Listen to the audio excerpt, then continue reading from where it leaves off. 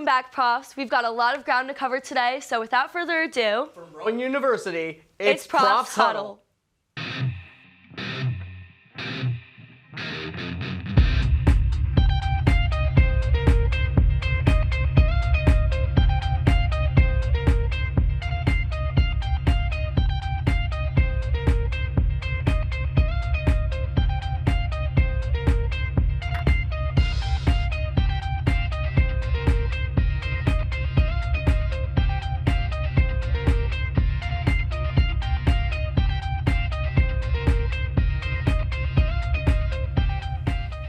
What's up, Rowan? I'm Carrie Letizia. And I'm Brendan Cohen.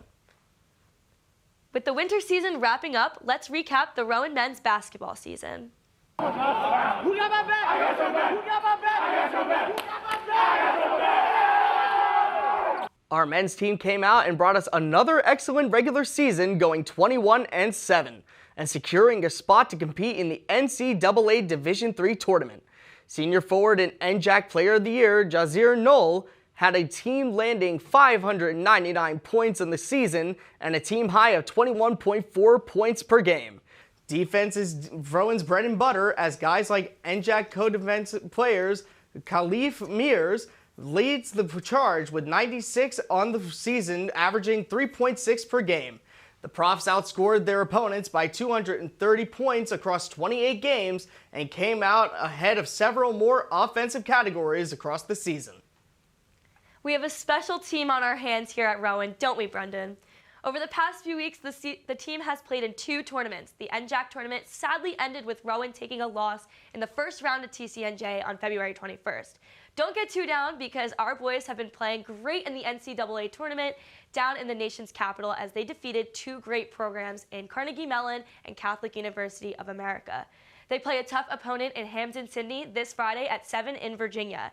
To catch our Profs Friday night, as always, tune into Rowan Radio 89.7 WGLS FM and cheer on our boys. Turning over to lacrosse, after 2 wins, the team experienced their first loss of the 2024 season. Our very own Alan Berg takes to the field to hear from some players of how they're taking the loss. Today, the Profs are training hard after losing a hard-fought battle to Stevens on Saturday. Some of the team's senior players have some words to say about the 16-15 loss. As close as it was, we know that we're going to come back, and we need to take that grit of being so close and just put it all into that game, because March is where it matters. All these games are super important for later on our season, so I think we want to just finish it and come out with the dub. You know, we started out 100%, but we didn't stay 100% the entire time. We had those lulls. But I think we were prepared for them, though. I think mentally and physically we were prepared to play them, but we just came up short. Goals matter, but it's not just the goals, it's the other stuff in the middle of the field, like the ground balls, the draw controls, that really can change the course of a game. I think if we got our hands on some of those grub balls, those 50-50 balls, it could have just changed the entire course of the game. But despite the tough loss, the team has no worries going forward this season, especially their upcoming game against Washington. We're here to play, and we're here to win, and I think these upcoming teams, they don't know what's coming to them. We've got a whole new lineup of people, and I don't think they're prepared for us, and I think we're going to just take them by surprise. I believe fully in my heart that we were the better team against Stevens, and we're the better team against Washington College. We just have to believe it, believe in ourselves. The Profs are ready to take on Washington today at 4 p.m. here at Rowan. Our lacrosse team has 14 more games to play this season, with 3 tough opponents ahead, with games against Kane on April 13th, Stockton on April 17th, and 10 days later on the 27th, the Profs take on their NJAC rival of Montclair State. Before we get to the rest of the spring sports, let's send it over to our guy, Mally. Thanks, Carrie. There's been a new sport on the rise, and it's an interesting one. MMA has been exploding into the public in recent years, and everybody's been wanting a piece. I was able to find out a bit more about the sport and what goes into it when I met with the president of the Rowan MMA Club and one of their members this week. MMA is the culmination of the best aspects from different martial arts around the world. So people take different percentages of kickboxing, jiu-jitsu, Muay Thai, and they combine it into what's the most effective to dominate the other person in the ring.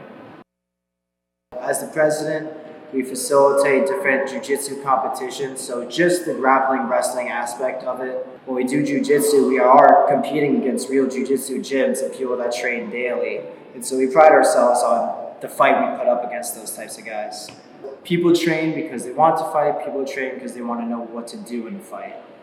I think the majority of people that come to my club, at least, and the people I've worked with at my actual MMA gym, are there because they've been in a situation or they felt threatened before and they want to feel confident in handling themselves in a future situation like that. I've been training about 1.5 years now, and I started right here with the club. I'd never touched any kind of martial art before that, and just like 1.5 years later, I'm involved in running the club. I'm just completely obsessed with the sport. A big part of the comp class is training your mind rather than your body, because competing is one of the most straining and difficult things you can do. And it's grueling and you want to quit the entire time. But when you're done, it's like one of the most rewarding things you can do. And there's nothing that I've seen contribute to the personal, like someone's personal growth as much as competing in jiu-jitsu.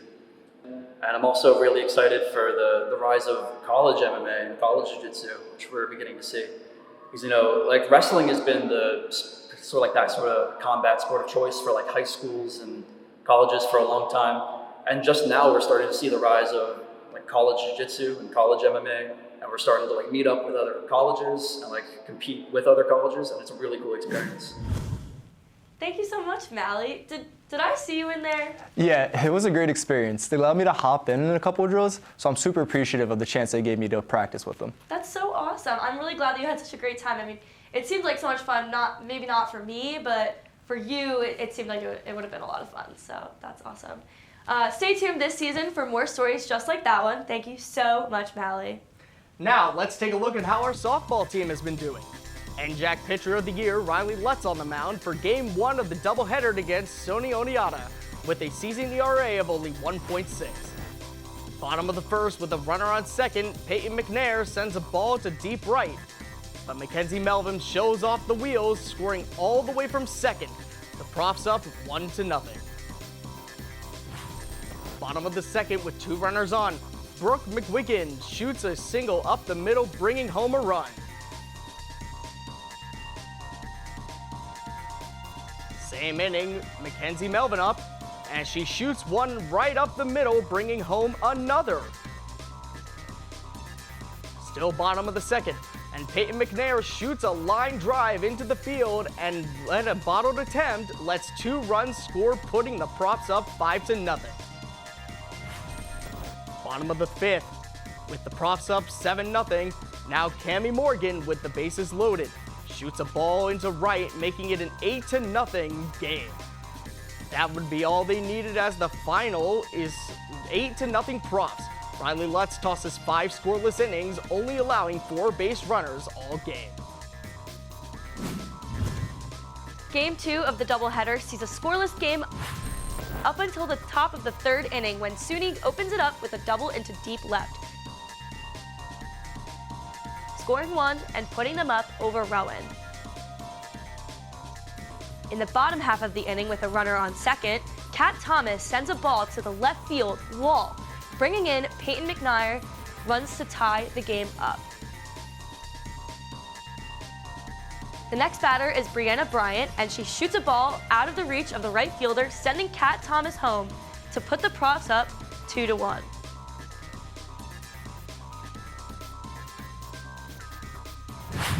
In the bottom of the 5th with bases loaded, Profs up 3-1, and Zara McNair joins the fun, sending a ball past the diving third baseman, putting the Profs up 4-1.